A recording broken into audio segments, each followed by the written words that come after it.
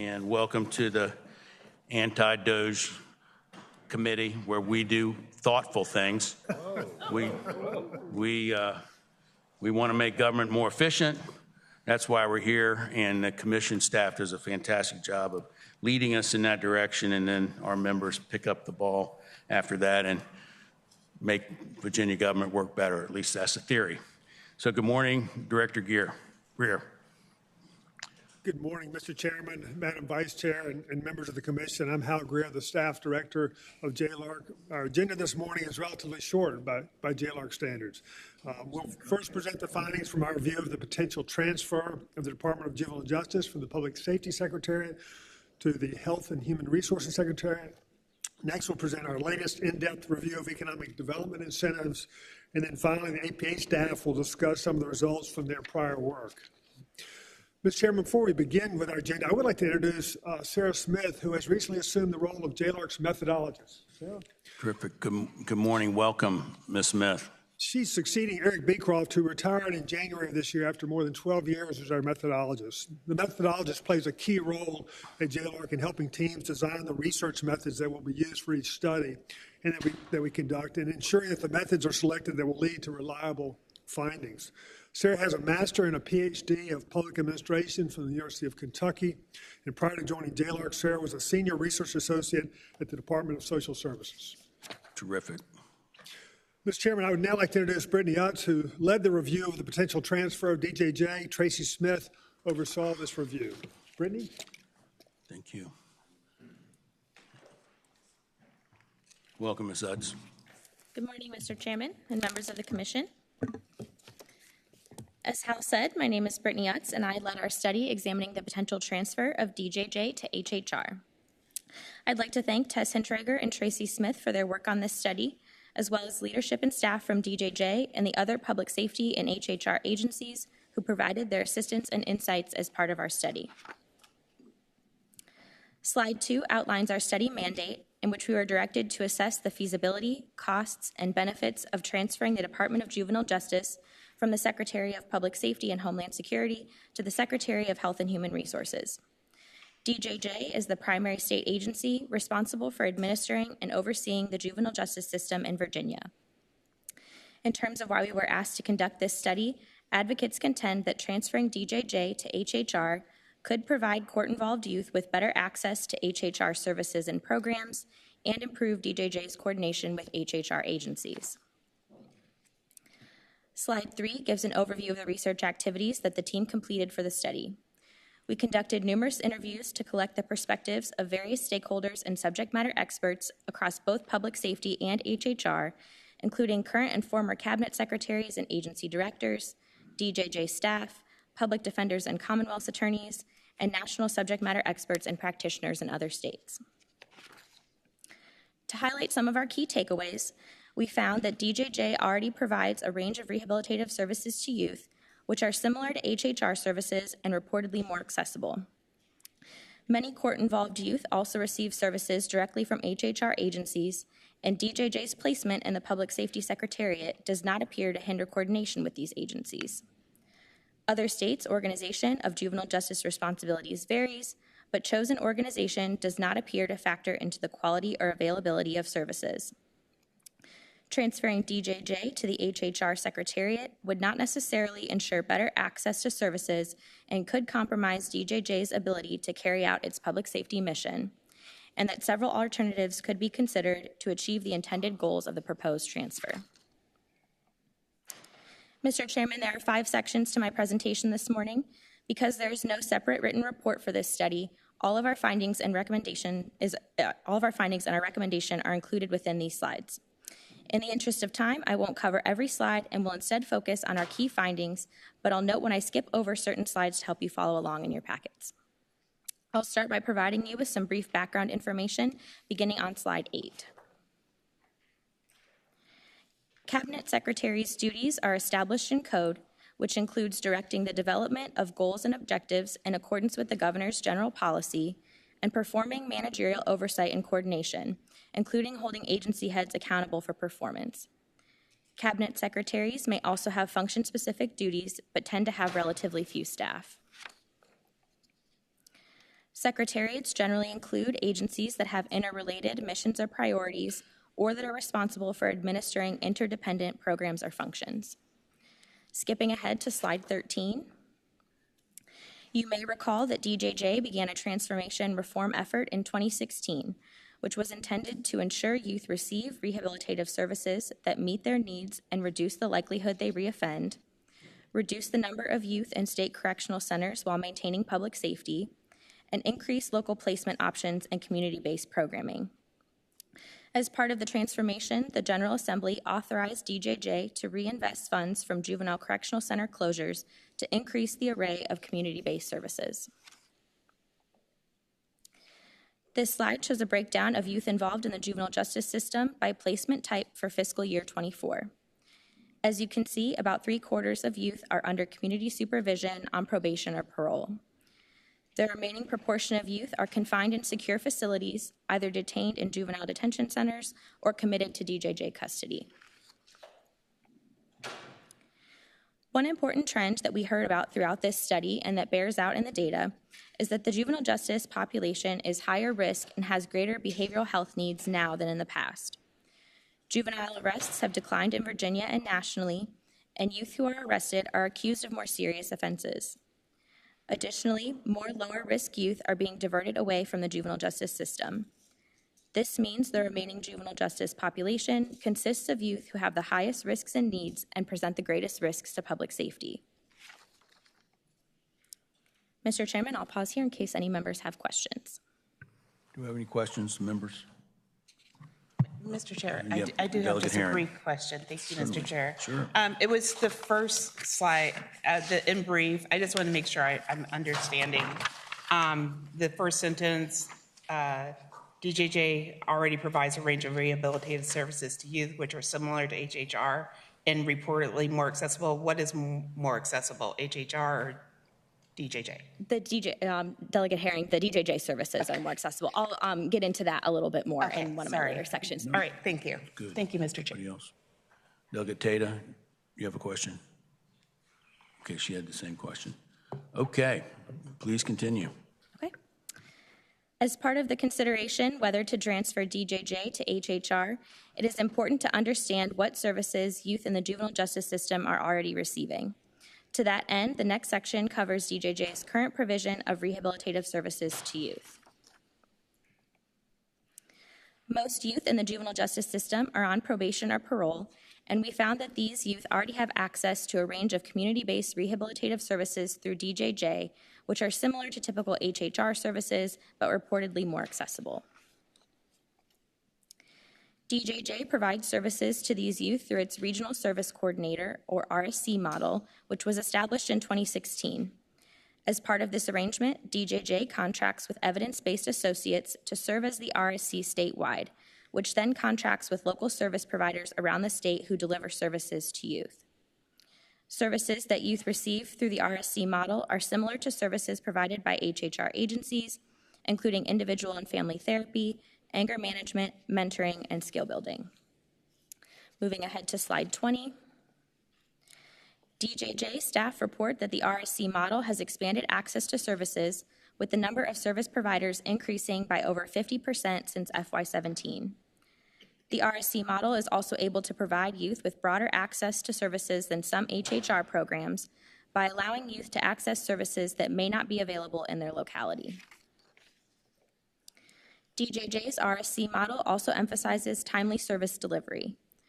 For example, the RSC is required to ensure services are provided within 5 days of referral, and CSU staff reported that RSC services are available more quickly than HHR services.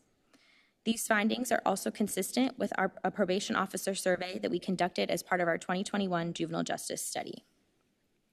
I'm now going to skip ahead to slide 26. We also found that detained and committed youth are supposed to receive rehabilitative services within the facilities. The JDCs are responsible for providing services for detained youth, such as anger management, substance abuse treatment, and life skills training. These services are primarily delivered by JDC staff, but other entities like community services boards or local departments of social services may also provide services. Committed youth represent a small number of youth in the juvenile justice system, but are also those with the greatest public safety risks. Most of these youth are confined at Bon Air JCC for the duration of their commitment, and staff within the facility are responsible for conducting psychological evaluations and delivering rehabilitative services. Current staffing challenges at Bon Air may impact the extent and effectiveness of rehabilitative service delivery, as the staffing vacancy rate at Bon Air was 51% in FY24. The General Assembly directed DJJ to evaluate its rehabilitative programming for committed youth in 2024, including ensuring whether programming aligns with national evidence-based practices, assessing whether it has sufficient staffing levels to support such programming, and providing recommendations to address any staffing shortfalls. DJJ was required to submit a report of findings and recommendations by December 2024, but it has not yet been published. JLARC's 2021 Juvenile Justice Study included a number of recommendations that have been implemented by DJJ and the General Assembly, but there are some additional recommendations that have not been fully implemented, which could improve rehabilitative services for youth. A couple that I wanted to highlight briefly that are specifically directed to the General Assembly are to require JDCs to use evidence-based programs and practices, and to authorize DJJ to evaluate the quality of JDC programming. Mr. Chairman, I'll pause again there in case there are any questions. Okay, I would just a question about the delivery of the regional service coordinator. So we have a contract with a company called Evidence-Based Associates. Mm-hmm. Yes, that's and correct. Evidence-Based Associates farms out the work to our licensed providers.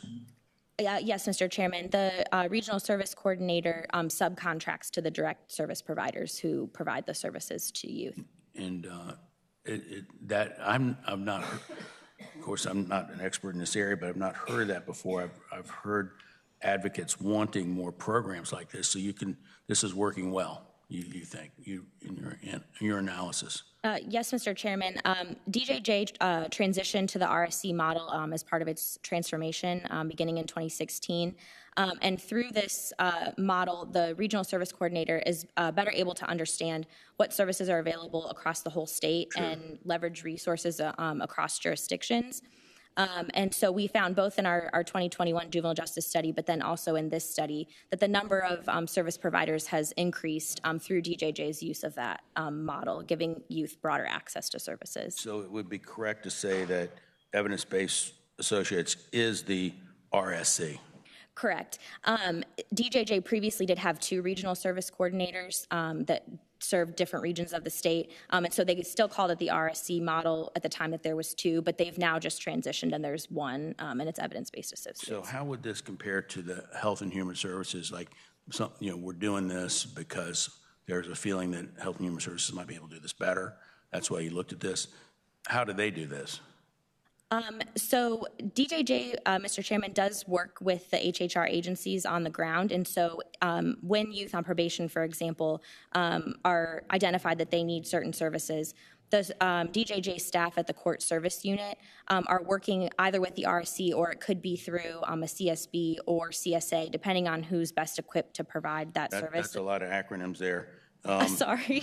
So I think you said that the HHS does a similar thing, goes through the same processes. Is that right? DJJ can coordinate with the HHR agencies to provide services to DJJ youth. But if you have specific questions about how the HHR agencies... But HHR does some of this work now, right? Correct. Some of its roles. And do they have a Evidence-Based Associates equivalent?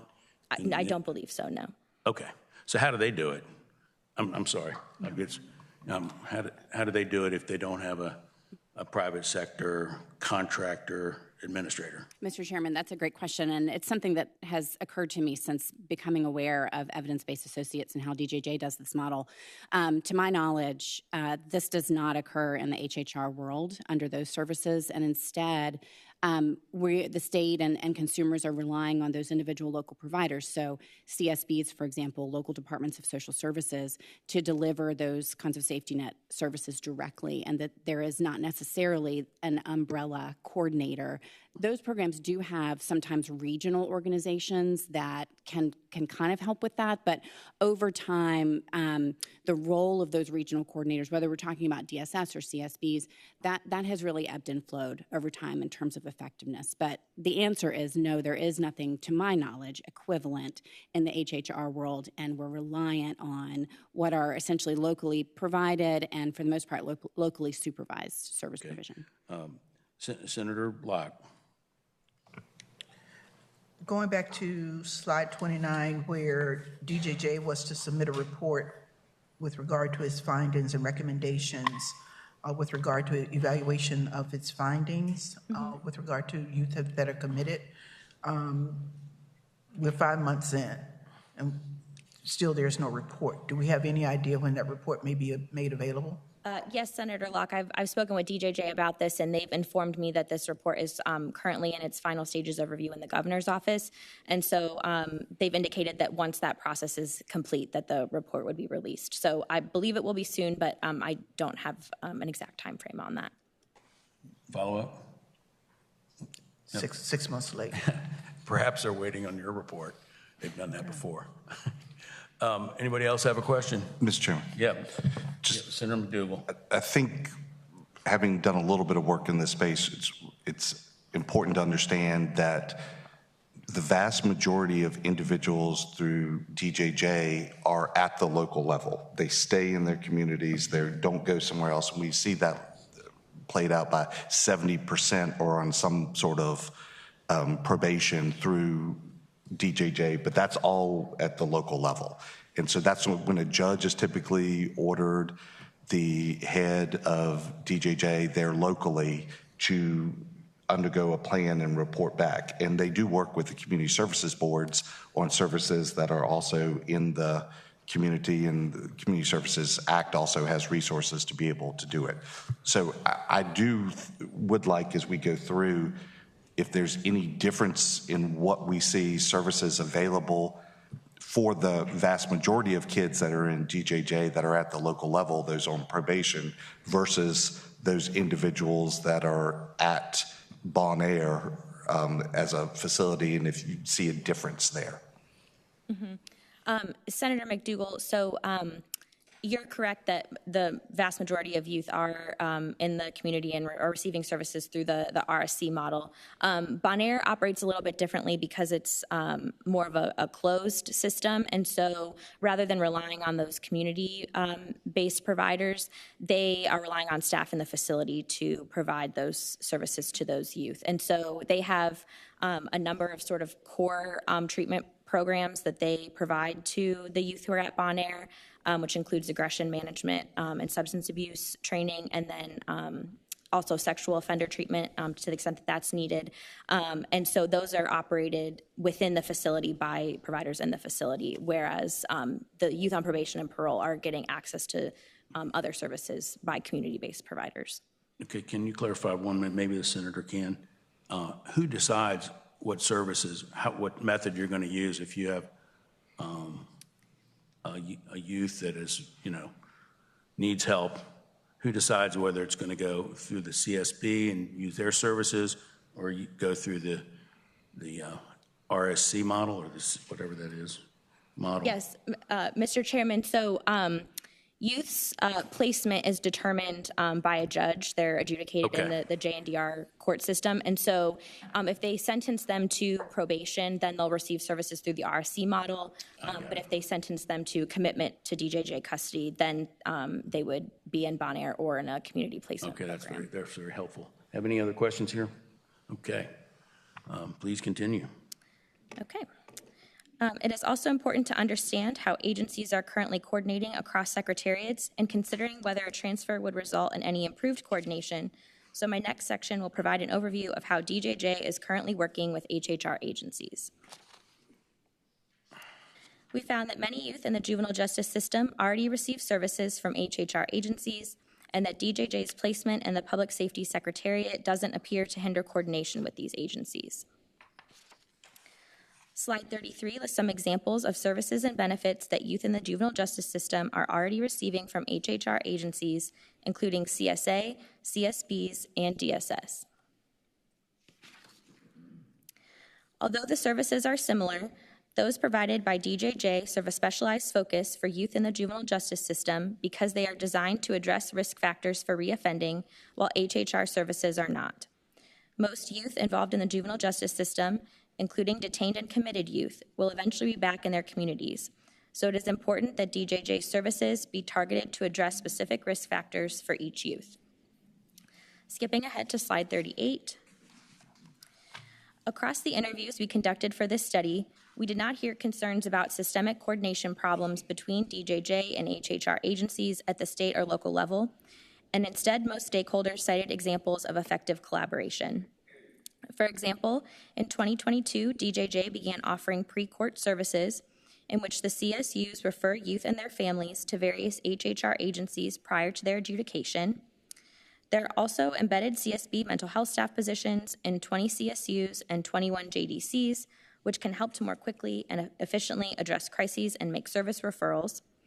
And state law also requires DJJ to develop a model MOU that can be used by local agencies to share information about court-involved youth.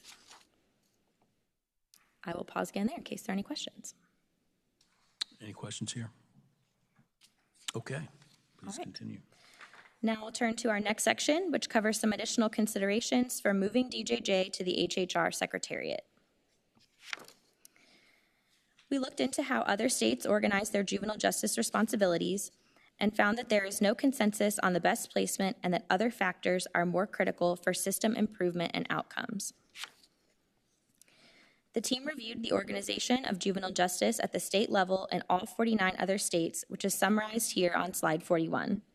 It may surprise you, as it was surprising to us, that it's split pretty evenly down the middle, with half of states placing juvenile justice with an HHR secretariat or equivalent, and the other half placing it with public safety or as an independent agency. Importantly, there is no conclusive evidence from other states' experiences that organizational placement affects rehabilitative outcomes or access to services.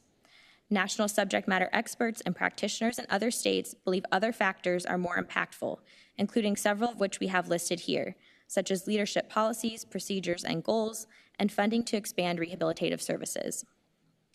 I'm going to skip over the next two slides, but they include additional information about other states' experiences, and we also have an online appendix on other states if you're interested. Before you go on line 41, we had just concluded that the juvenile justice system, the court system, decides where a patient's going to go or a person's going to go. And then on your line 41, half of them go with a public safety equivalent and half with the HHR secretariat. So does our court system need to be more consistent? Do our JDR judges need to look at this? Is there any difference on how the court system treats people from region to region? Mr. Chairman, so the youth who are receiving services through the RC model in the community and youth at Bon Air, that's all under DJJ's umbrella, which all falls under public safety. And so there are some states where their juvenile justice equivalent falls under an HHR agency or secretariat. And so those decisions are still determined by the judicial system in terms of bringing youth into the system. It's more that when the services are actually provided, those states have chosen to align their juvenile justice responsibilities with HHR, whereas ours fall under public safety. So there's no differences across the Commonwealth on how these decisions are made? We did not, Mr. Chairman, look at that specifically as part of this study, but we did in our 2021 juvenile justice study. We have a chapter that looked at racial and regional disparities within the juvenile justice system, and we found that there were some differences in how cases were handled across regions and also by race, but that for judges specifically, there was not a lot of difference in how they were making their determinations. Okay, thank you.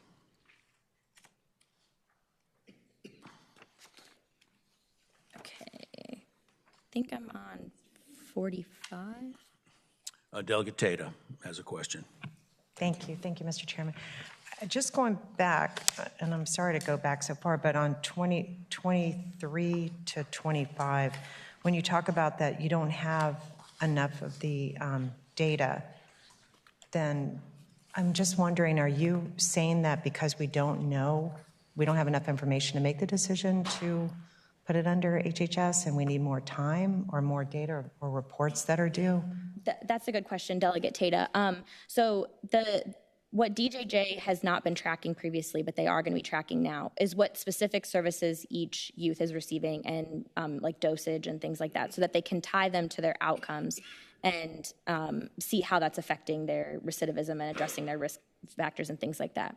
But we made the determination about transferring secretariats based on access to services.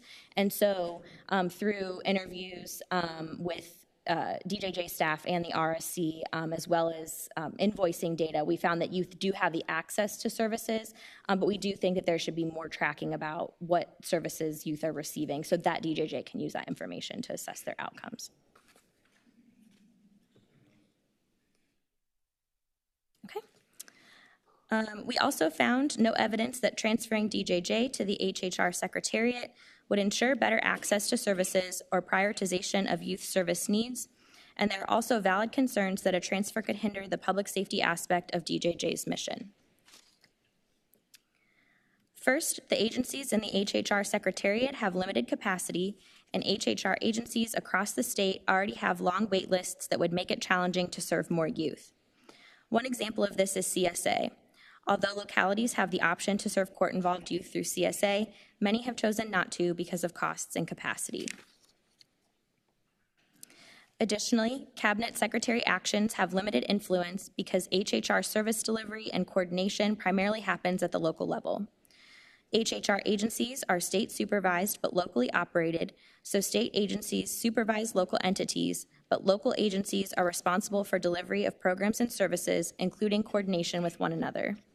This would limit the impact of any secretarial change on the provision of services at the local level. HHR is also a large secretariat that currently includes 12 agencies, many of which are very large and complex. Subject matter experts in Virginia and nationally reported concerns that transferring DJJ to HHR could result in DJJ getting lost in the shuffle and receiving less focus than it does now within public safety. There are also concerns that it may be difficult to appoint HHR Secretariat leaders who are sufficiently knowledgeable about the juvenile justice system, in addition to the other HHR-related knowledge and expertise that is needed. If transferred to HHR, it would also be essential that DJJ continue to coordinate with other public safety agencies because of the roles that these agencies play within the juvenile justice system. For example, DCJS oversees the state's compliance with relevant federal law and administers related funding. DOC coordinates case planning with DJJ for youth who will serve time at a DOC facility after their DJJ commitment, and state police share investigative information about court-involved youth with DJJ. Skipping to slide 51. DJJ's public safety mission includes its provision of rehabilitative services by focusing on reducing youth's likelihood of reoffending. And stakeholders reported concerns that transferring DJJ to HHR could hinder this aspect of DJJ's mission and eventually diminish the specialized focus of these services. The safety and security of detained and committed youth must also be ensured before any rehabilitative programming can be provided, which also highlights the importance of the public safety aspect of DJJ's mission. I'm now going to skip ahead to slide 56, and we'll pause there in case there are any questions. I don't see anybody with their hand up. Okay. So please continue. Because we aren't suggesting that a transfer should occur, we want to provide some alternatives for other ways to improve access to services and better ensure coordination between DJJ and HHR agencies. So our last section highlights some opportunities to achieve the intended goals of a transfer without moving DJJ to the HHR Secretariat. This section includes several examples of alternative strategies that could be considered, but I'll highlight just a couple of them in the interest of time, the first of which is to codify a children's cabinet. Virginia previously had a children's cabinet that was created via executive order, which advised the governor on policies related to children and youth and included several cabinet-level officials. A codified children's cabinet could help to ensure coordination of various child-serving agencies over time across multiple secretariats, including public safety and HHR, as well as other relevant secretariats like education. Skipping to slide 60. Another strategy that could be considered is to increase funding for CSB staff positions in the court service units. 10 of DJJ's CSUs do not currently have an embedded CSB staff position, but the CSUs that do have these positions spoke highly of their ability to streamline access to services. These staff can speed up the process for CSB referrals, as well as provide some services themselves, including mental health evaluations and crisis interventions. Let me ask you a question there. Do we fund specifically these positions at CSBs, or is it just taken out of a larger budget item? So for the JDCs, Mr. Chairman, the youth in the detention centers, there is a specific line item in the budget that funds those positions for the CSBs to have a position in the JDCs. In the court service units, it works a little bit differently. DJJ sort of reaches out to the CSBs to ask if they can spare a full-time staff person to come and work in the CSU. And if they can, then DJJ can sometimes pay for either part or all of that person's position. But DJJ is funding that through a combination of sources. There's not a specific line item for that in the court service units. Are you making a recommendation somewhere in here on that issue, on how we should pay for this?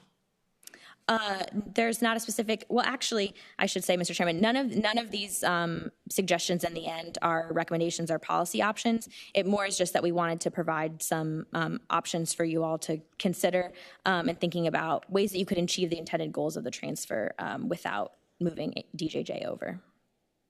Thank you. And that's actually all my prepared remarks, so for any other Delegate questions. Simon. Thank you, Mr. Chairman. So it sounds like, if I'm understanding this correctly, just to summarize it with somebody who's sort of new to this particular topic area, that given the costs and benefits, the benefits of a move don't seem to justify the potential costs. That seems to be the gist of it. I think some of us that had an instinct that maybe HHR would be a better place for juvenile justice, the concern was that on the public safety side, that the folks in charge of implementing the programs might be a little too focused on crime and punishment and may not completely buy into the idea that youth are truly in need of services and it's more about building up youth. Did you look at that issue at all, and did you find that there is, in fact, plenty of buy-in to the overall mission of supporting youth with services inside of DJJ? Yes, Delegate Simon. And speaking with DJJ leadership and staff, it was apparent to us that they do still have a big focus on rehabilitation since the transformation, and that effort continues in their ability and provision of services to youth. So we did feel like that focus was there. Thank you, Mr. Chairman. Okay. Yes, Senator Lott. I note on page 60 that you indicate that a strategy could be to increase funding for CSB staff and CSUs, but on slide 28, one of the issue appears to be that there is a problem with staffing challenges at Bon Air, but that's not considered to be a strategy to be, as one of the suggestions, that's a challenge as well. Yes, Senator Locke, we did not look specifically as part of this study into the staffing challenges at Bon Air. We did look into the services provided at Bon Air as part of our 2021 study and did find they were experiencing some challenges with staffing at that time. And so we did have I think, a recommendation and a policy option to address that. But in light of the challenges that Bon Air has been experiencing, it's my understanding that the Commission on Youth has asked for a specific Bon Air study to be completed, looking at the staffing, the quality of the services that are being provided, the safety and security of youth, and everything kind of all-encompassing in that facility. And so OSIG has indicated that they are planning to conduct that study, and it will be completed later this year. And so we did not evaluate specifically what's happening in Bon Air as part of this study, but that work is ongoing through the OSIG. Mr. Chairman. Just a comment.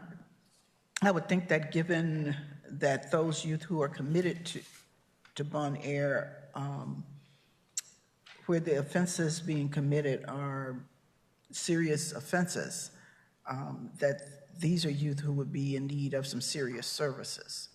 And I think that attention needs to be given there more directly. Senator Locke, I also would say that DJJ has told us that their primary staffing challenges are with their security positions, and that they do not have the same recruitment and retention challenges with the staff that are providing the rehabilitative services. And so, yeah, that wasn't something that we evaluated, but that is what DJJ has said to us on that topic. Mr. Chairman. Delegate Herring first, is that okay? Actually, she just answered my question, what thank the you. challenges were. Thank you. Thank you. No, please go ahead. I just wanted to point out, Brittany, I don't know that we showed this slide, but on slide 61, which is part of the full packet, Senator Locke, we do highlight that there were some recommendations that our staff made back in 2021 with the study of the juvenile justice system. There are also some recommendations from a couple of other reports that were highlighting that still would be beneficial to revisit and implement. And one of those topics relates to Bon Air staffing. So we didn't highlight it this morning just for purposes of time, but I wouldn't say that we didn't consider that. We have highlighted it for you all on slide 61 as an additional strategy to consider. Does anybody know what the turnover ratio is at Bon Air for the security personnel? I was looking at that this morning, Mr. Chairman, and I'm not going to be able to remember it off the top of my head. But sometimes we need to raise people's pay in order to keep them, especially in law enforcement, because there's such a demand for people who want to do that work now. They can go anywhere they want to go. Yes, Mr. Chairman, it's a couple different things I'll say. One is that you all did just increase the salaries for those positions in the most recent budget by, I think, $2,200, and so I'm not sure that has had time to take an effect yet. But then also, I think the challenges that Bon Air are facing, and we talked about this a little bit in our 2021 report, is that the frontline security staff are also tasked with providing some rehabilitative services in the sense that the community treatment model that DJJ uses in sort of reinforcing positive behaviors and things like that, those security staff also have to do that. And that's a little bit different than what's happening in adult corrections and even in the juvenile detention centers where those positions are tasked solely with security. And so there could be some challenges because you're asking folks to do the security piece but also reinforce the rehabilitative aspect. That's interesting. Anybody else here? The Delegate Wilt. Thank you, Mr. Chairman. So could I summarize your report, your presentation, in saying that our current processes, current systems in place are doing a very good job of taking care of our youth, helping them, rehabilitation and so forth, but then also helping take care of our communities and keeping them safe? Yes, Delegate Wilt, I would say that we found that youth do have access to services which can help reduce the likelihood of them reoffending. I think our ultimate conclusion of it not being beneficial to transfer to HHR is based on the fact that they would not get better access to services through HHR agencies, and then also that there are some unintended consequences that could hinder that aspect of DJJ's public safety mission. And so that's how we arrived at that conclusion. Okay. Do you have summary comments here? No. Okay, excellent job. I really appreciate all your work and your team. Thank you. This good presentation. Thank you very much. Kimberly, you're going to introduce our next presenter. Yes, Mr. Chairman. Good morning. I'm Kimberly Sartain. I'm an Associate Director at JLARC. I just wanted to remind the members that the Appropriation Act gives JLARC responsibility to evaluate the state's economic development incentives on an ongoing basis. And so as part of this effort, each year we present 2 reports to you. One report is an in-depth evaluation of a subset of incentives typically focused around a particular theme, and that's what we're presenting to you today. And then we also provide a second report to you in November, which is a much higher overview of all the state's economic development incentives. So today's report is an in-depth review of the state's workforce and industry incentives. And this is actually the second to last group of incentives that we have not reviewed in depth for the most part. There's one that we have reviewed, which we'll mention. So then we have one more group to review, which we will present to you next June. We partner with consultants who have expertise in economic impact analysis and modeling to conduct our reviews. And these consultants are Terry Repan and Joao Ferreira, who are regional economists with UVA's Weldon Cooper Center for Public Service. So I would definitely like to acknowledge Terry, who's with us today, to help answer any questions that you may have today. And now I would like to introduce Ellen Miller, who is our Chief Economic Development Analyst and will be presenting our findings on the evaluation of the state's workforce and industry incentives. Welcome back. Good morning, Mr. Chair and members. Again, I'm Ellen Miller, and I'll be presenting our evaluation of the state's workforce and industry incentives. Slide 2 covers our mandate for these evaluations. And this slide lists all of the 9 in-depth evaluations that we have done so far. And as Kimberly mentioned, we're sort of coming up to the end. We have a few incentives that have not been evaluated yet, but we have basically evaluated most of the state's economic development incentives at this point. This particular report covers 10 incentives. 3 of them are for workforce improvement, and 7 are sales tax exemptions to support relatively small industry sectors. Together, all of these incentives represent a fairly small portion of the total amount that Virginia spends on incentives. Slide 5 lists our key findings, and we found that VGIP is one of the state's most widely used incentives, and projects met their job creation goals. For the Talent Accelerator program, we found that initial projects would have proceeded in Virginia without the program, but it is preferred by stakeholders to other workforce incentives, and it is a generally well-designed program. Use of the worker training tax credit has been low, and this particular credit will expire in July of this year. Industry tax exemptions have negligible to low economic benefits, but serve purposes other than economic development. And Mr. Chairman, I'll start off with our evaluation of the Virginia Jobs Investment Program, commonly referred to as VGIP. And again, this is one of the programs that we have reviewed before. So VGIP is also one of the larger programs evaluated in this report, as well as one of the larger programs in the state.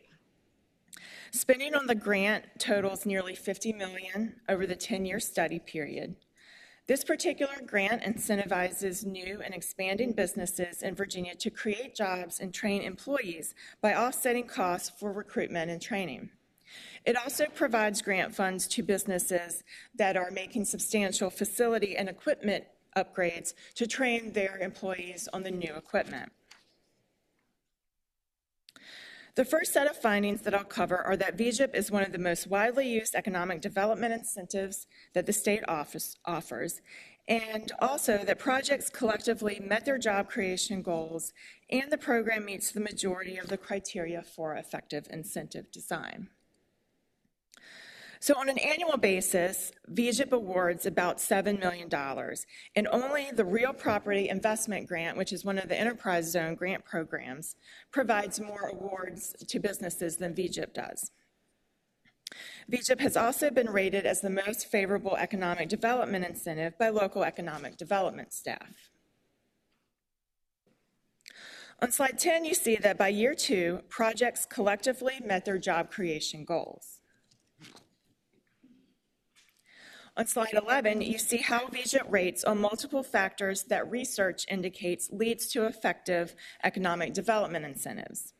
You can see that VGIP meets or partially meets all but 2 criteria, and those 2 deal with having a low wage threshold and a lack of provisions targeting distressed areas. We also found that VGIP has moderate economic benefits and a moderate return in state revenue relative to other incentives. And the economic benefits and return in revenue are listed on this slide. And we say they are moderate because they are similar to the economic benefits and return in revenue for the average incentive. In terms of economic benefits, we look at measures like the increase in job creation for every $1 million spent on the incentive so that the results are comparable across incentives because, as you know, incentives vary quite a bit in size. We also look at the return in state revenue for every $1 spent on the incentive for the same reason. And I'll also note that these estimates account for the fact that not all of the job creation and capital investment by VGIP projects occurred because of the grants. Only a portion of it did.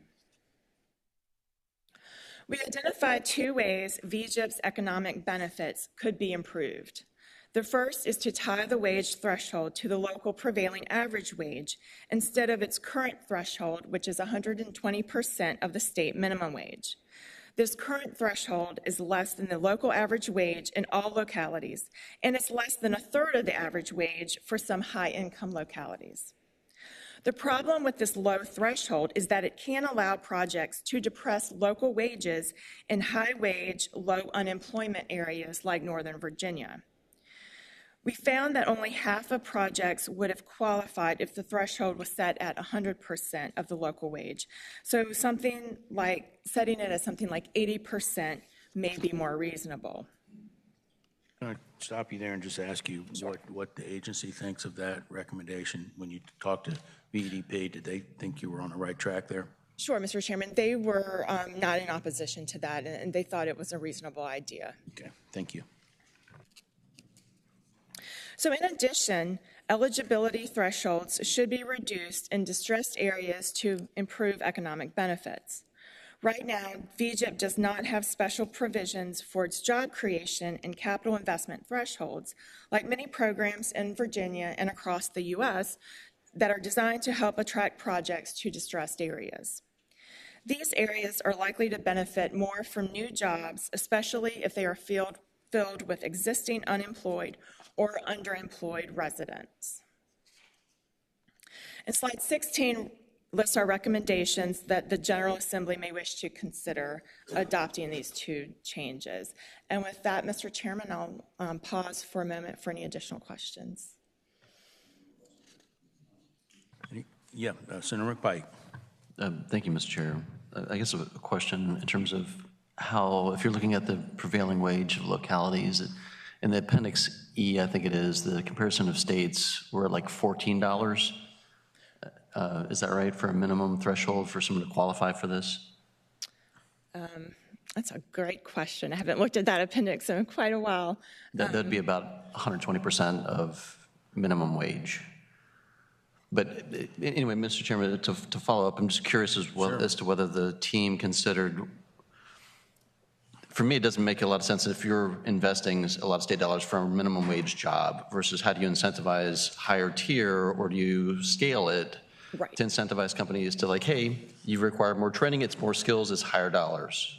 Did the team sort of evaluate or take a look at some of those options? Yeah, and actually one of the things, not necessarily setting it at 100%, setting it at something lower, and then also giving some allowance for certain areas. So, for an area that is very distressed and has very high unemployment, in that particular situation, maybe even something lower than 80%, just to have a good paying job in that locality is a real benefit for that locality. But on the other hand, in a locality like Northern Virginia, it may not. You would want to have a higher wage. One more additional follow-up. Sure, go, please. Appreciate it, Mr. Chairman. In the discussions with local economic development, how did this really tee up? Do they have metrics associated with it that they could point to in examples? I worry about the Job Corps closure in Marion and Southwest Virginia. You have a higher unemployment rate there with the Trump administration now closing Job Corps across Virginia. Like, how does this tie in to retool? I think it's timely that this is coming up, but we really need to rethink of what are the appropriate tools to be able to retool in really stressed areas of Southwest and other parts of Virginia now that the Trump administration is closing these facilities. That's a relatively new situation, so we didn't really factor that into the analysis so much. But I think that is a very good point that, the threshold doesn't necessarily have to be hard. And like right now, the threshold is 120% of the state minimum wage. It can, I think you can set the threshold so it's tied to the local wage, which gives some variation across the state, and also, set it so that, there's some allowance for particularly distressed areas. Yep, thank you. Anybody else? Okay, please continue. Sure. So next I'll turn to the Virginia Talent Accelerator Program. This particular program is relatively new, so total spending so far, or actually I should say total spending as of fiscal year 23 was only about $17 million. This program is often referred to as a turnkey program because it provides an array of customized worker recruitment and training services to help businesses set up and get running quickly. VEDP receives appropriations to provide customized services to businesses that are locating or expanding in the state, including recruitment assistance, screening and interviewing candidates, onboarding, and customized training. All of these services are in kind and are provided by VEDP staff at no cost to the business. We found that most initial projects would have proceeded in Virginia without the Talent Accelerator program, but stakeholders prefer it to other similar workforce training incentives. We also found the program meets most criteria of effective incentive design. Slide 20 shows that 70% of initial program recipients would have proceeded as planned without the program. This is a higher percentage than reported by recipients of other location and expansion programs, but it may not reflect the program's current impact because it is only based on the initial 10 projects. And now there are more than 40 projects that are using the program. However, many of them are still underway. Even if the Talent Accelerator program wasn't the reason for choosing Virginia, recipients reported the program was very important in creating new jobs, expanding or creating new facilities, and increasing the economic value of the business. Site consultants and other stakeholders also have indicated custom programs like the Talent Accelerator program are preferred over other training incentives because they do not require upfront costs by businesses for training. VGIT, for example, is provided on a reimbursement basis, so the company does have to put forward upfront costs. The training is provided directly by VEDP, so businesses don't have to find training providers on their own, which is especially important for international companies or companies that are new to the region. The program also helps develop long-term relationships between businesses and community colleges. Slide 22 shows that the Talent Accelerator program meets most criteria for effective incentive design. We found that the program has low economic benefits per $1 million spent on the incentive and a moderate return in state revenue relative to other incentives.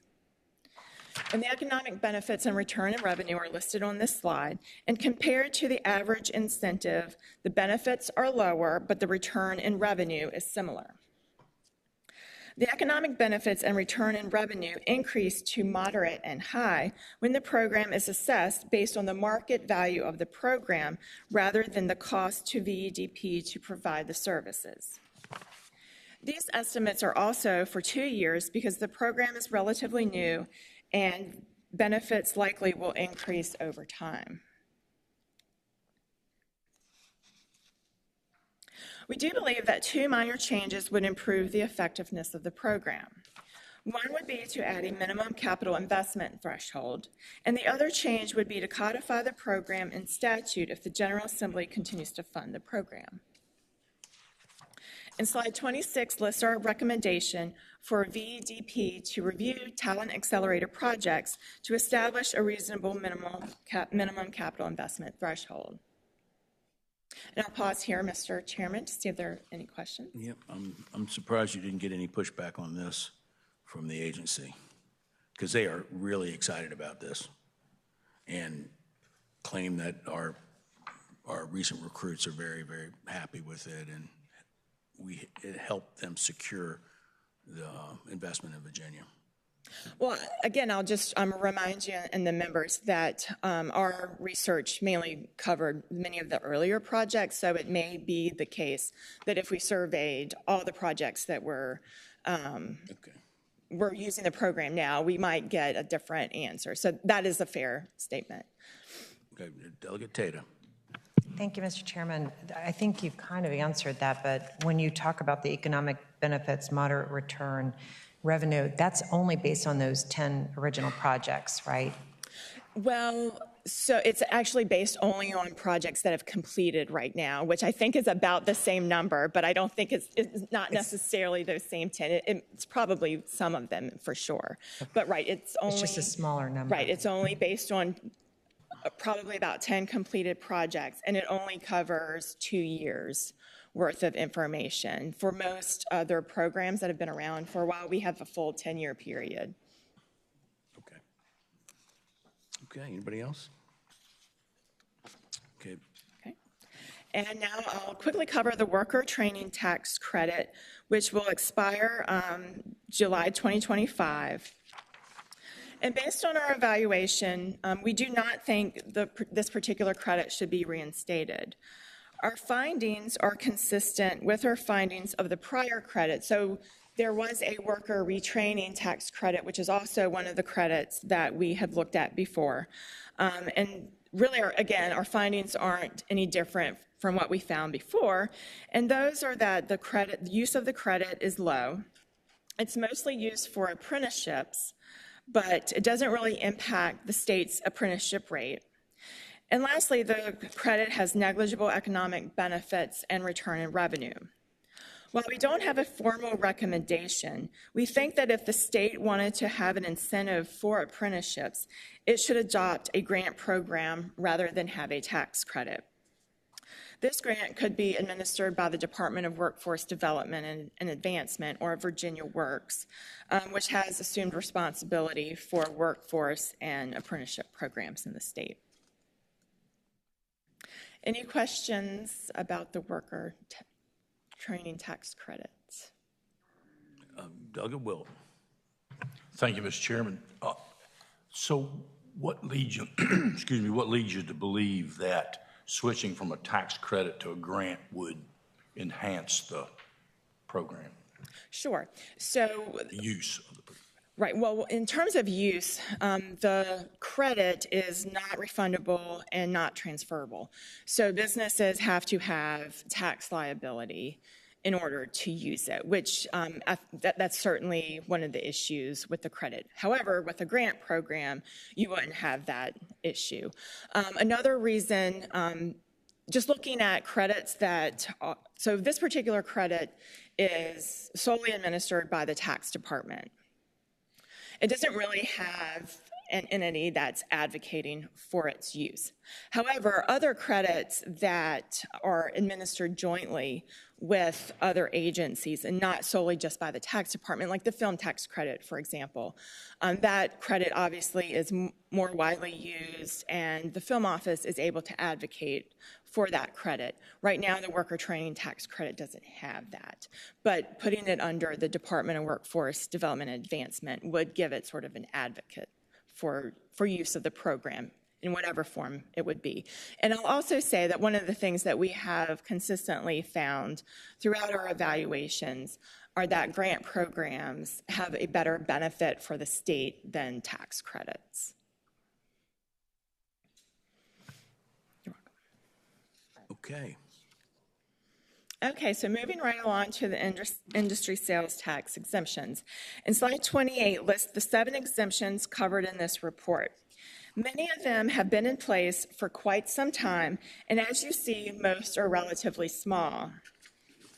One reason is that most are small is because the industries themselves are typically relatively small, and some, like the taxi cab industry, are shrinking. We found that many of these exemptions were not developed solely for economic development purposes. We also found that they do not meet criteria for effective incentive design. So this slide lists the various purposes for which these exemptions were adopted. While all of them were adopted, at least in part, to support a particular industry, we found, for example, that 4 were adopted to also provide similar tax treatment that other industries have. We found that only one of the exemptions, and this is the one for certain printed materials for out-of-state distribution, has an expiration date, which all tax exemptions and all tax incentives should have to ensure that they are reviewed periodically. The exemptions also typically do not meet other criteria of effective incentive design that we consider, but this may not be as problematic since they are not solely economic development incentives. We found that the industry exemptions have negligible to low economic benefits and returns in state revenue, and this slide shows you how they rate. And I will say that it's not surprising that they rate low or negligible because many tax exemptions and incentives rate the same way. And also, many of these industries have a relatively local customer base, so they're not tradable industries that are bringing new income into the state. Because they are not solely or even primarily serving an economic development purpose, and they are relatively small, we anticipate this may be the last time that we review these exemptions. So we recommend that these exemptions be more holistically reviewed and evaluated to make sure that their tax policy or other purpose is still relevant and worthwhile.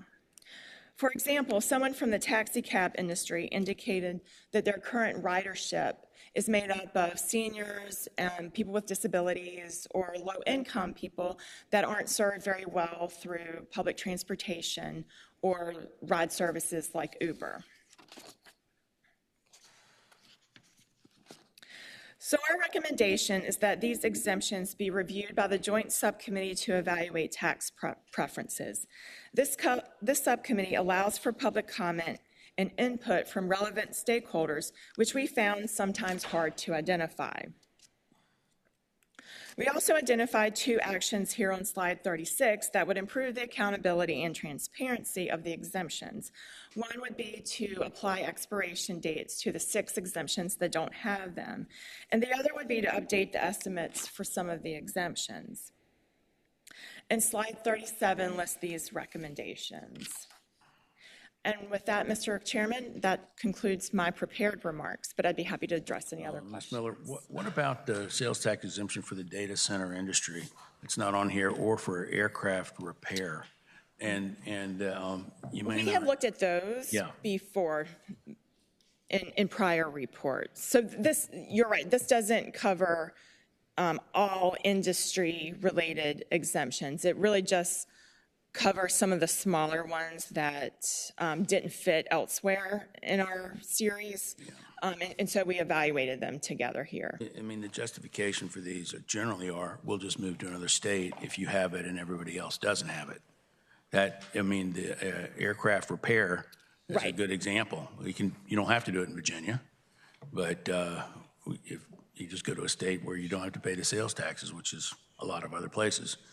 So that's not an economic development goal. That's just playing defense to keep what you got. And you didn't really consider that in here, but that's not your purpose, I guess. Right, and actually for many of these incentives, they're serving the local region. So they're not necessarily going to move out of state if not for the exemption. They would probably just go out of business. Okay. Any questions? Well, let me add to that. They would probably go out of business if the exemption really made a difference in their bottom line. Which again, that it was hard to get some of these stakeholders to come forward because the exemptions are relatively small, and that's one of the key reasons why we suggest that the Joint Subcommittee on Tax Preferences take a look at them. Okay. I don't see any hands up. I think we understand that. Okay, thank you very much. Thank you, your team, for putting that together. And okay, our next, Stacy, welcome. Thank you. How's your year going? We just started. Busy as always, but that's a good thing, right? Okay. Stacy Henshaw is our Auditor of Public Accounts for people listening at home. Okay, thank you. Good morning, Mr. Chairman, Morning. members of the Commission. I'm Stacy Henshaw, the Auditor of Public Accounts, and today Zach Borgerding, my Deputy for Human Capital and Operations, will be assisting me in my presentation. Today, we are going to cover our prior year work plan results. I'm going to kick things off by going over some of our local government activities, and then Zach is going to provide summarized results over the work we do to audit the Commonwealth's annual financial statements. We call them the ACFR, and I know you mentioned all the acronyms earlier, so we certainly have a lot of those in accounting. And we'll also be, he'll be giving an update over the work we do over the federal funds the Commonwealth receives, as well as talk about our audits of the Commonwealth's higher education institutions. We do have a limited amount of time, and so there are going to be some slides that we skip through, but certainly if we skip over something that you would like us to cover, please let us know. Thank you. I'm going to kick things off by talking about local government. The first area that I'm going to cover is our comparative report of local government. And so this is the report that we prepare annually that has financial data in it for the Commonwealth, cities and counties and towns that what we consider our larger towns. And so those would be the towns that have populations over 3,500 or that operate their own school system. And so as far as we know, it's the only comprehensive published source of data for locality financial information in the Commonwealth. It has a lot of uses at the local level. I know the General Assembly uses it as well. Commissions, various commissions use it as well. Typically, I get up here and I talk about it. I know some of you may have not seen it before, so I did include a few slides this year just to give you an example of what the comparative report looks like. It is a series of exhibits. We have 18 of those. We have information organized by city, county, and towns. And so what you see up there right now is some information on cities. And so this is our Exhibit A, which is kind of our main summary exhibit. One of the things that you'll notice is that we often start with a summary exhibit and then have a supporting exhibit. So you'll see Exhibit B up there that means that there's additional detail on future exhibits. So if there's an area you're interested in. The other thing that I will point out is the blank lines. And so those are localities that haven't reported information to us. And so typically we do go in after we have received the rest of those localities and update this report at a later time. But right now there's quite a few that are missing in there. This is another exhibit, Exhibit B that I just mentioned. And so as you see on this exhibit, we provide detailed information about the types of revenues that localities receive. We provide information per capita. We'll also show the extent that a locality relies on a particular revenue there, so you'll see the percent of revenue. And this last slide that I have is some information on expenses. And so in addition to the per capita data, we also show how localities stack up against the average per capita spending in a particular area. And this is why it typically takes us a little time to update it when we do receive additional information from localities, because there are a lot of formulas that we want to make sure that we're performing our quality control checks to ensure they're all getting updated when we add localities at a later time. And so just quickly, like I said, I wanted to go through and show you that report. We know that it has a wealth of information in it, and the localities use it often. We did publish our draft on February 15th, which is our statutory deadline. At that time, we were missing 49 localities. That's a lot. It's almost a third of the Commonwealth's localities with our first draft. We published our final draft in the beginning of April, and we were missing data for 30 localities, and I've listed those on the screen here.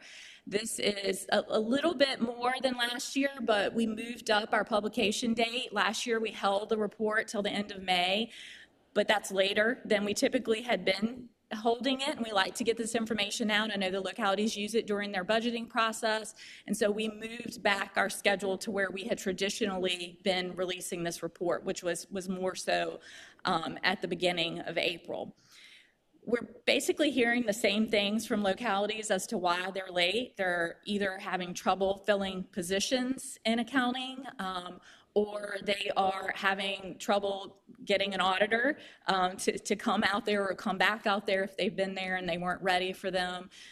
We have heard a little bit of good news on the accounting front. After years of declines in accounting majors, there was a 12% increase over the last year, and so we're hoping to to start seeing that improve. It's a theme that we've talked about the last few years, not only with localities, but also with our state agencies. And so they are highly competitive positions.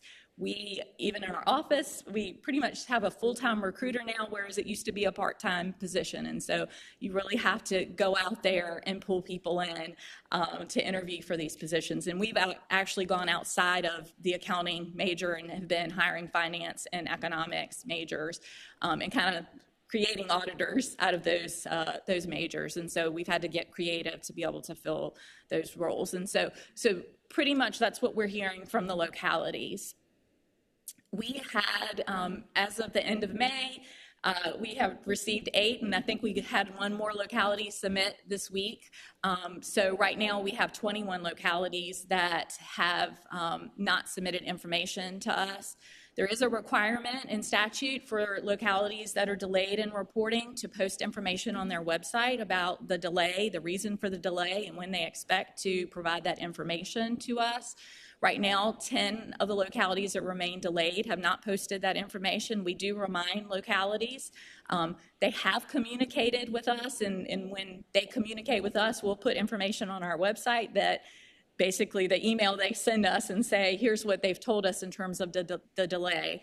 But I did just want to make you aware of the fact that we had some that had not met the requirements there.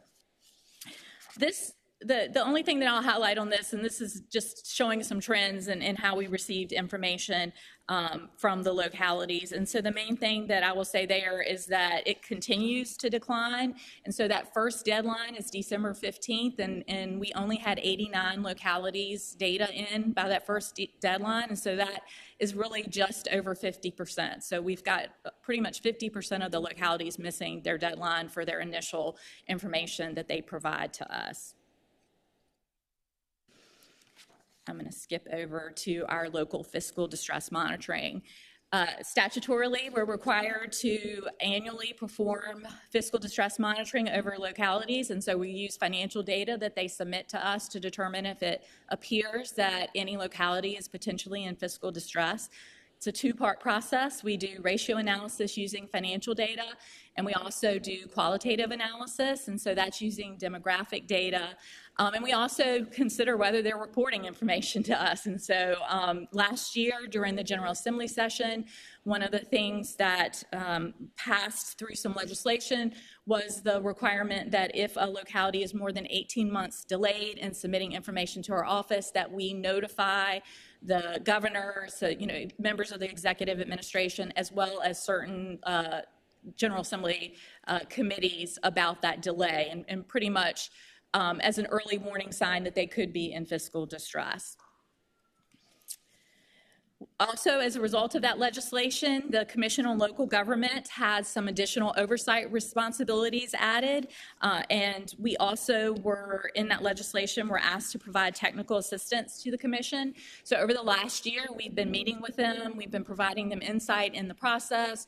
We have reviewed their proposed regulations and also other information that they've provided to us. So we have been providing that technical assistance as they have begun their process of having oversight over localities that are in fiscal distress. We also met with Senator Aird, who was the sponsor for the legislation last year, and just provided her information about our office and how this had impacted our office and the assistance that we have provided the Commission on Local Government.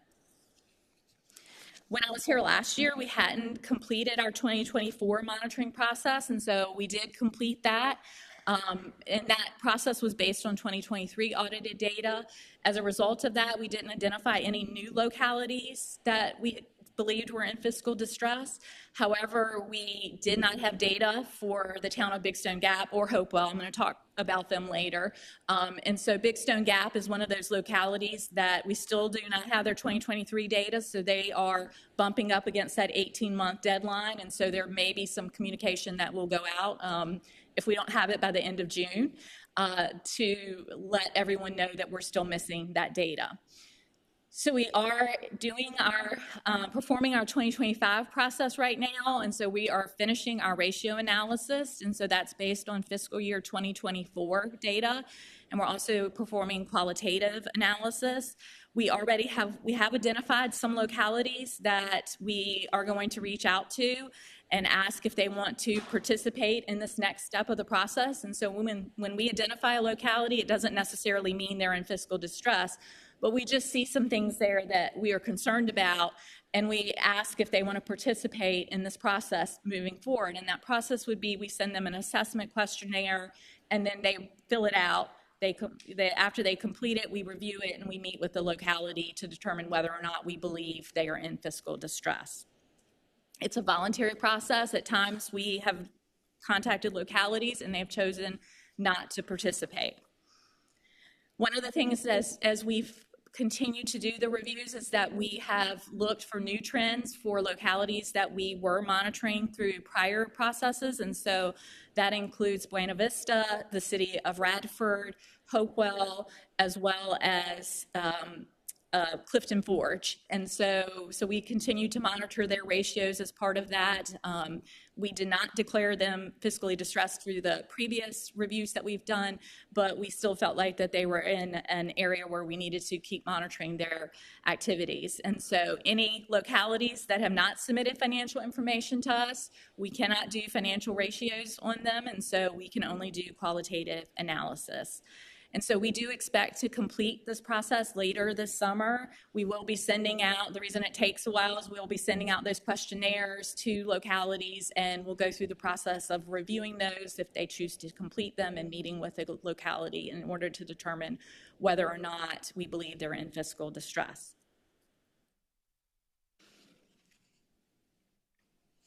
So there is one locality that we have already communicated with regarding potentially being in fiscal distress, and this is the town of Tangier. Tangier is a small town. They are not required to do financial statements. They have a population under 500 right now. And so as far as we can tell, they haven't had a financial audit since 2018, so we haven't been able to evaluate them or perform any reviews over their fiscal activity. And earlier this year, we started getting notification from some state agencies about concerns about Tangier. The first was DEQ, and so they have a $2+ million grant from DEQ that is for shoreline replenishment, that sort of, I know that it's been in the news that Tangier is losing, is pretty much shrinking, and so it was an expenditure reimbursement grant. A vendor had contacted DEQ and let them know that they had not received payment for work that they had done, and DEQ had reimbursed the town for that. So they had already passed the funds down to the town. The town had not paid the vendor. About that time, we also received information from the Department of Accounts that Tangier had not submitted some reporting on COVID-related pandemic funding that they had received, and that could jeopardize them being able to keep those funds because they had not reported information to the federal government on how they used those funds. We also received notification from the Virginia Resources Authority that they missed a debt payment to a loan that they had outstanding with the authority. At that time, we also had a town council member contact our office with concerns. They had had a lot of turnover on their town council. Their town manager had left. They were unable to access their financial information. And so there were obviously a lot of concerns there. Even though this is a small town and we haven't previously evaluated a small town like this, we felt like this did qualify for an area of potential fiscal distress. And so we sent the notification letter to the town, and the town did agree to participate in the process. They have completed their financial assessment and submitted it to our office in the middle of May, and we're in the process of going through that assessment and performing a follow-up process with town officials during this month.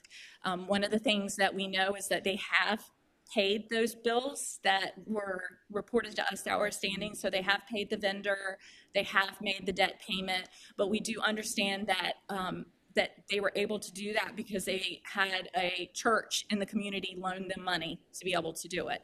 And so one of the things that we are aware of, and this was just recently announced, is that there was a $10 million grant, that federal grant that's been awarded to help replenish the shoreline and do dredging for Tangier.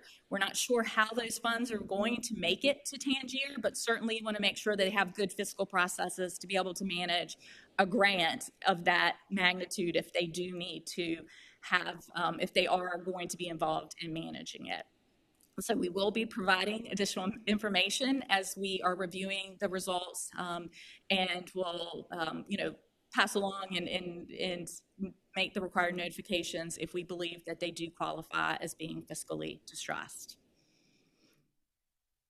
Hopewell, the only thing I'm going to say about Hopewell, they're still behind, but there was a little bit of good news in the fact that they did get their audit, their fiscal year 2020 audit completed, and it was a clean opinion. It had been a while since they had a clean opinion. We did take those numbers, we ran them through the fiscal distress model, the ratio analysis, and they're steady, so we don't see any significant negative or downward trends. The one thing we'll say about that is that it's almost 5 years old, that information right now, and so we still have not received their 2021 through 2024 reports. These next couple of slides are more of an awareness type bit of information that I'm going to provide. I just mentioned Tangier. There are over 150 small towns in Virginia. They are not required to have audits because of their size. Sometimes they are required to have an audit because of it. They're not statutorily required to have an audit. Sometimes they have debt covenants or receive grant funds and then will have an audit. The Code of Virginia requires that they submit those audits to our office when they voluntarily have them completed.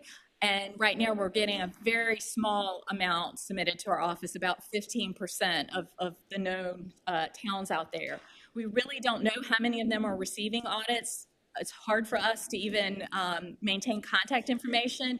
For example, when we were trying to contact Tangier, we didn't have email addresses, and so we really had to go out and look for them to try to figure out how to even have contact with them other than the one council member that had already contacted us. And so we have been working with VML to notify, remind localities, the small towns, about the requirement to send information to us. We often get requests for this information, and I understand it's frustrating for individuals when they contact us and want this information and we don't have it, but it's really hard to we have no way to compel them to submit it to us. So we are trying to remind them and make sure that we're updating our contact list.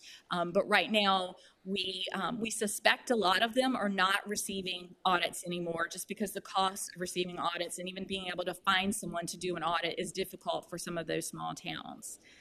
Along those lines, we've been receiving a lot of citizen inquiries recently and with concerns about local government.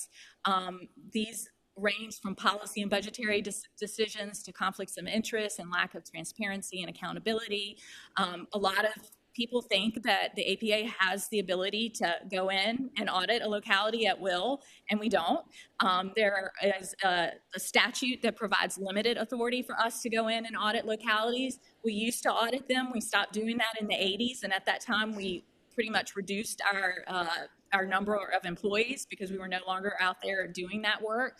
There are listed the limited circumstances that we can go in and do an audit over a local government. And ultimately, the statute also says that JLARC would have to approve that. So we would have to come to you and ask for approval to be able to go into a locality. If there is the desire at some point for the APA to be able to provide some assistance to localities, we have some ideas about some things. We could do some questionnaires and types of reviews, something that's less than an audit. But we just wanted to make you aware of this. I know it's often frustrating to citizens that contact us, and we try to help them to the extent that we can, but a lot of times we basically have to say, well, we don't audit localities. We will provide information to their auditors and try to point them in the right direction if we can. Ms. Henshaw, why don't the towns work with their counties that they're in, that they're within? I'm not sure about that in terms of like being able to either tag onto their audits or. They share so many services, the school Right. system. Right, and so, and I have my local government directors with me today. Have we ever? We know why they wouldn't cooperate in that way. Right. They don't. Well, they have to cooperate some. They have their own police force sometimes. Right, and so, and I mean, so they do rely on them for services, and so I think there's some degree of interaction there, but from a fiscal. A lot of them maintain their own fiscal processes, have their own meetings. We had a request last week for information on a town, and I went out and was trying to find it on their website, and I could see that they, are pretty much operating independently based on information on their website. But I'm not sure why they're not working more closely together with them. They have no responsibility for these local governments within their jurisdiction at all. They're separately elected officials, and so I think because of that they are responsible for their operations. Okay. That's okay. The last thing that I had, so I'll keep going to move us along. And so the last thing that I had before I'm going to turn it over to Zach was just to make you aware of that there is some work that we do in the local area. It's over constitutional officers. And so we do, there is a statutory requirement that requires us to go in and audit funds that they collect on behalf of the Commonwealth. And we've been, as far as as I've been at the APA, we've gone in every year to every locality and audited the operations of those constitutional officers with regard to their collection of state funds. We don't touch the local collections, and so it's primarily over fees that they collect, so like sheriff's fees that they collect that may be state revenue, and state income taxes that they collect, and that would be your commissioners and your treasurers. We have seen a dramatic change in the amount of revenue that they collect for the Commonwealth. It's decreased 78% in the last 10 years. And so at this point right now, your local constitutional officers are only collecting about $60 million on behalf of the Commonwealth. And so as a result of that, we are changing the process that we have. We're allowed to go in once every other year. We had not been doing that. And so now we are going to shift to a 2-year cycle and use more of a risk-based approach in terms of which localities that we go into to audit and once again, this is the state funds that are collected. And so the reason for that shift is people are paying their taxes online. Some commissioners and treasurers have said we don't want to collect state taxes anymore. Some pay directly to the Department of Taxation. And so like I said, we've really seen a dramatic shift at this point in terms of the amount of money that has been collected.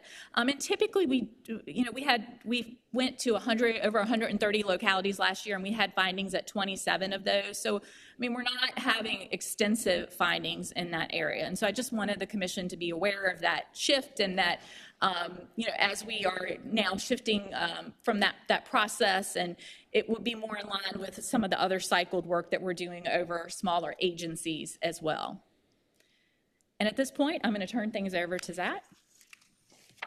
Can I ask one question before Yes. we turn it over? Yes. In the case of Tangier, the federal government is going to give the Public Works Department there $10 million, or are they going to give it to our DEQ, and they're going to, who's going to be the owner of the project? We do not know that yet. It was a press release that I believe came through Senator Warner and about that funding, and so Virginia Beach is also receiving a grant as well. I think that one's.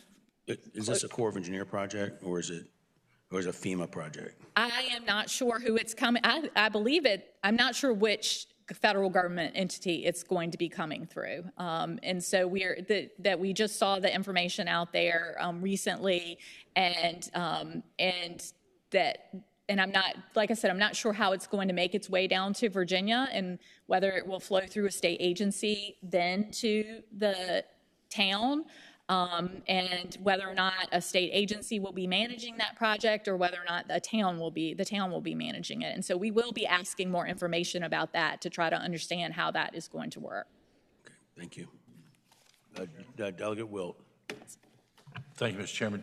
And to be clear, back on the constitutional officer tax collection, it's not that the taxes aren't being collected. It's you're referencing those collected by the constitutional officers. I mean, tax certainly would tell us if certain collections were down 75 or whatever percentage. So. Yes, and I did have a discussion about that with the tax commissioner because we serve on the comp board together, and it's just the manner in which individuals are choosing to pay. It used to be that people mailed their taxes to their local tax commissioner or took them in to the local tax commissioner, and that's just not happening anymore. And so, in some ways, the tax commissioners have just decided they don't want to collect those, and they basically say we don't collect them in our office anymore, and they have the ability to do that.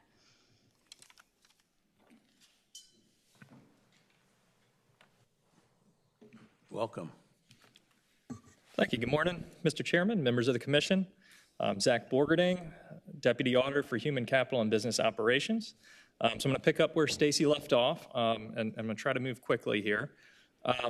In addition to local government oversight, we have also completed our annual audits of the statewide financial statements and single audit of federal funds. And so over the next slides, I'd like to briefly highlight some of the themes and findings resulting from that work.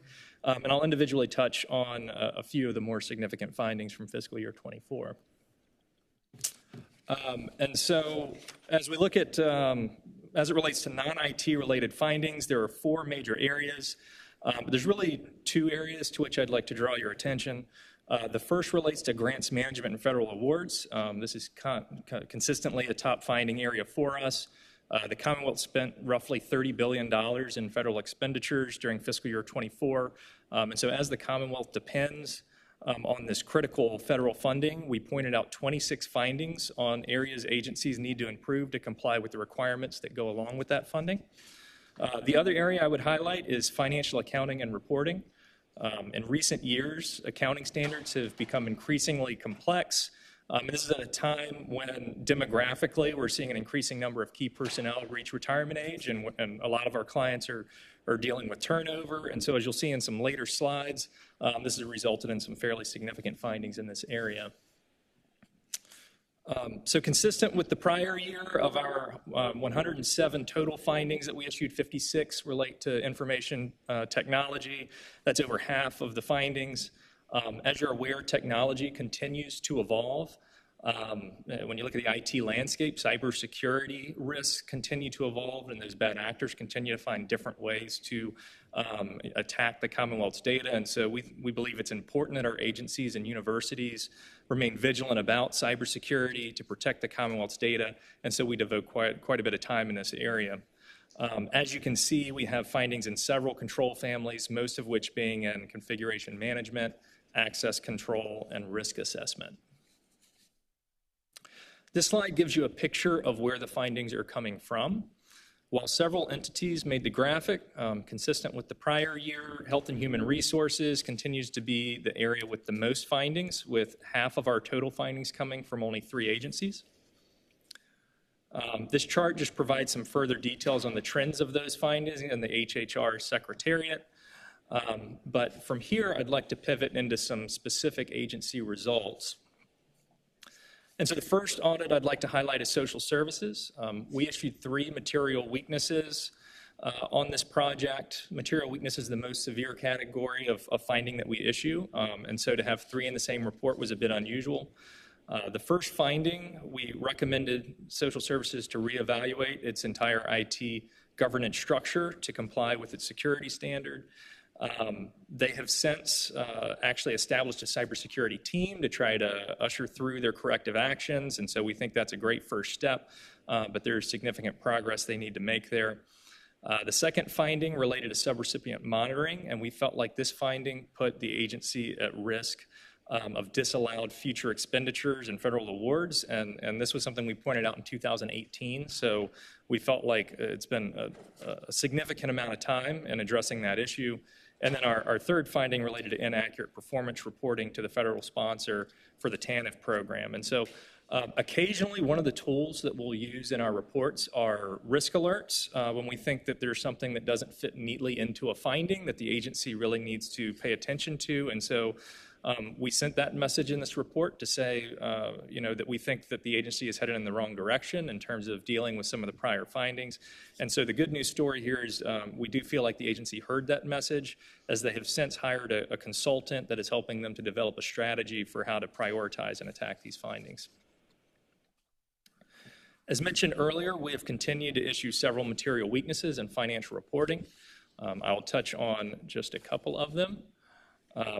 During our audit of health, we identified over $456 million in adjustments, so there's quite a bit of cleanup required to that financial information. Primary cause, and this was a theme in most of our severe financial reporting findings, was turnover in key positions coupled with lack of policies and procedures. This is why as we drive home the message that it's so critical for our agencies to consider succession planning, to write down those key reporting processes to ensure they can execute them even during periods of turnover. Very similar story here with human resources. As you can see, substantial audit adjustments totaling over $600 million, again, due to turnover and lack of policies and procedures. And so the magnitude of our findings relating to financial reporting has prompted us to repeat this risk alert from the prior year. As you look at this graphic, adjustments have actually gone up, and so we don't believe that this issue has been going anywhere. The obvious concern here is that inaccurate or untimely financial information could put the Commonwealth's bond rating at risk, which is obviously not something that any of us would want. And so far, we have been able to identify the adjustments needed to fairly present the financial statements and to work with accounts to meet the statutory December 15th deadline. However, as submissions become more untimely, as they have more inaccuracies, it just increases that risk that we could have trouble in the future. And so we continue to make this a point of emphasis with our agencies to make sure they're devoting the attention this deserves. And so the last section here is our results on higher education. This makes up approximately half of our work plan, so just wanted to touch on it briefly. As of today, we have completed about half of our fiscal year 24 higher education audits. The majority of the rest we anticipate going out over the next month. And we did identify a couple of material weaknesses that I did want to touch on briefly. And so last year we discussed with you this material weakness at the University of Virginia, or UVA, concerning its governance structure and resources over financial reporting. We first issued this finding in 2021 and elevated it to a material weakness in 2022. One thing I would say is that university management has taken this finding very seriously. When you're dealing with an institution the size and complexity of UVA, it's simply not something that can be fixed overnight, and so they have made some progress. This slide just illustrates for you some of the areas that were included in that finding. Financial reporting, cash management, journal entries, and accounts payable being the major areas there. And so when we look to the causes, a lot of the same causes here. I think one of the things that's a little bit unique to UVA is when you're dealing with a large-scale institution with many divisions and related organizations, all that information has to be compiled up. And so the university has worked very hard to better define roles and responsibilities and to create a unified approach to accounting and reporting, and we believe these remediation efforts are headed in the right direction.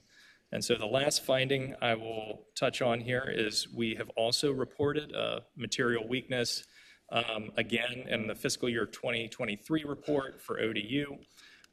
One unique condition in this finding was the extent of untimely preparation, where 12 months after year end, they were continuing to make adjustments to the financial statements. And so, again, a lot of the same causes here. One difference for them was that they used a turnover as an opportunity to re-engineer their financial reporting processes. And so in the short term, I think that caused a little bit of pain, but they are hoping that will create some long-term or pay some long-term dividends.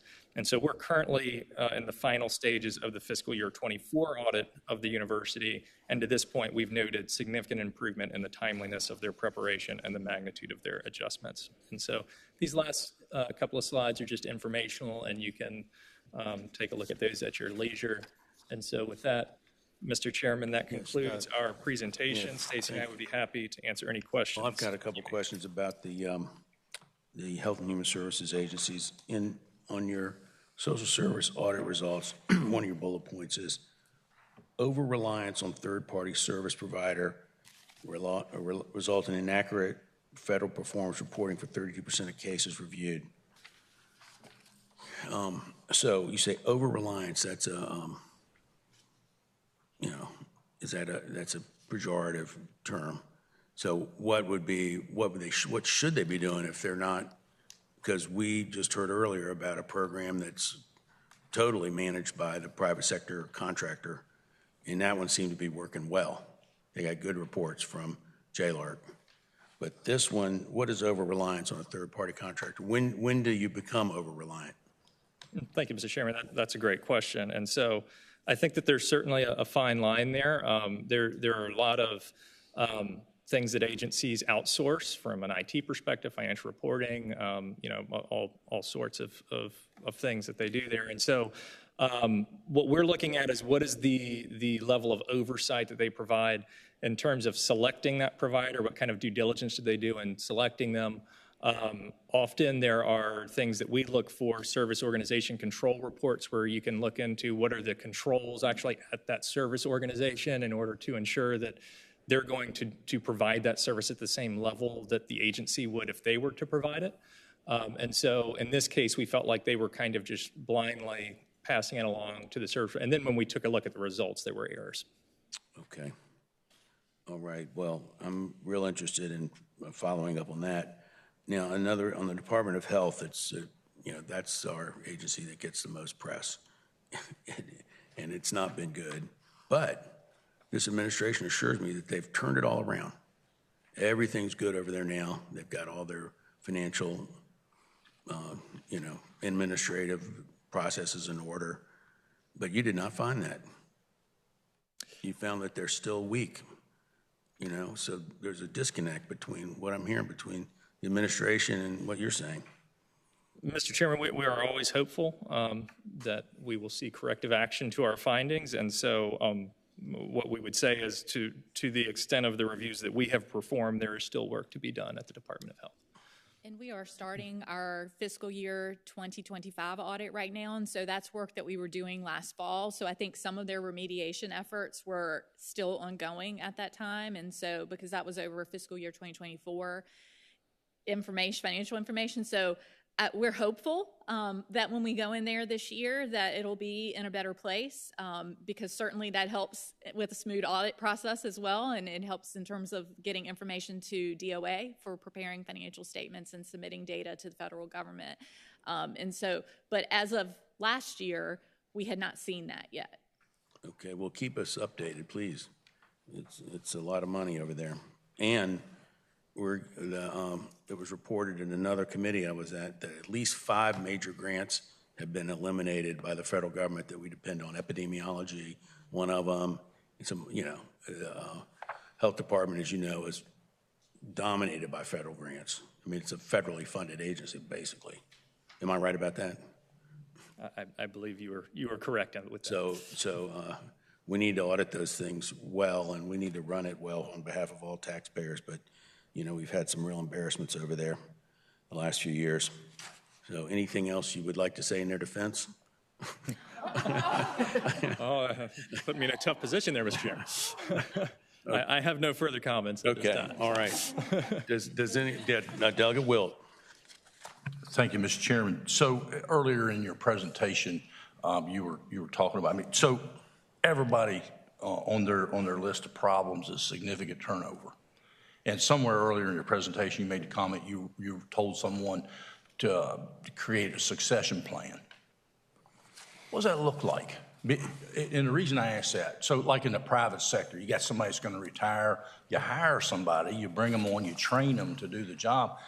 And please correct me if I'm wrong, But it appears, all state agencies, somebody announces they're leaving, and you can't do anything until they're gone. And then you got to begin the process to find, and it always seems like they're potentially a lapse.